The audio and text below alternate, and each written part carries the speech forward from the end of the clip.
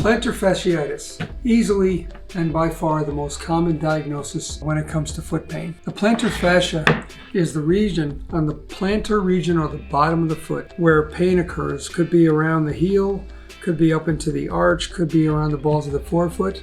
But the bottom line is it's basically pain in the bottom of the foot that can move around even. From our perspective, you need to educate each person you meet. That's why we like sitting people in a high chair, cupping their heel in our hand, standing on a variety of shapes, and seeing what the solution is going to wind up being. But basically, you got to understand the foot first. The foot is 3 points of weight bearing. It's heel, fifth, and first. It's elongating and it's falling inward. We call that falling inward motion pronating for our storytelling purposes.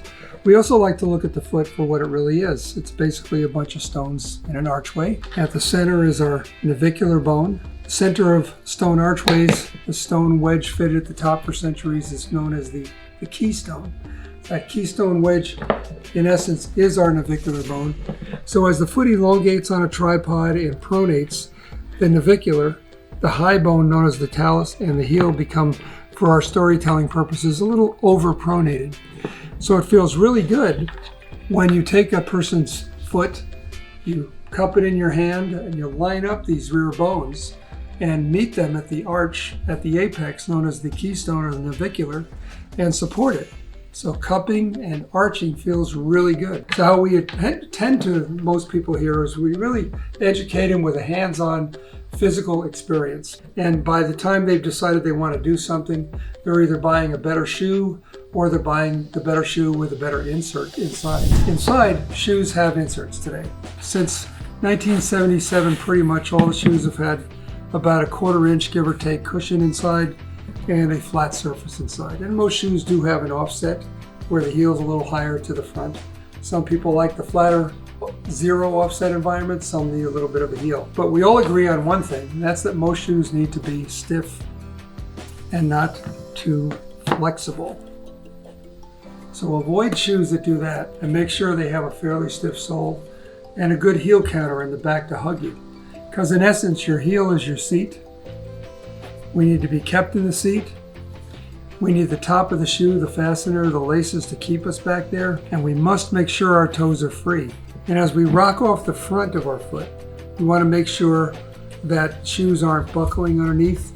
And even a little meta rocker, like many of the Hoka shoes have, is often a good idea as well. So we want to make sure that the shoes have a stiff sole, a good heel counter, you're laced in, you're free in the front, and that the ride is something that brings you comfort. Inside the shoe, to take care of at least half the people I meet in here, we like to have something inside the shoe, and it's known as an orthotic. An orthotic is basically a 3/4 piece that goes under your heel, meets you in the arch, and then ends just behind the balls of the forefoot. And that piece is the orthotic. The top cover is just a cushion, and the cushions, as far as identification, often do represent different types of orthotic arch supports. There are thousands of these out in the world today. The trick is which one is the right one for you. We tend to favor certain brands, so that's what we recommend to a lot of people that we meet in here. So the shoe has, just to review, has a little bit of a cushion inside. We want to pull it out and replace it with something with more support to deal with plantar fasciitis more times than not. And then we want to make sure the shoe, of course, is got the good features in it. Nothing matters more than the shoe. In the end, the insert's job is just to finish completing the fit of the shoe by supporting your foot better. And there's different degrees of success. You have over-the-counter shapes that are very effective. You have over-the-counter customizable shapes that can be molded a little more accurately through various types of systems, and they're even better. And then you have systems that involve casting the foot, sending it to a laboratory, and the lab generating for your right and your left very accurate outcomes. But we're here to educate you. We're here to recommend solutions. The most common problem that walks in this door every day is plantar fasciitis. Nothing beats seeing your podiatrist, getting a healthcare professional to diagnose the pain, and recommending treatment outcomes.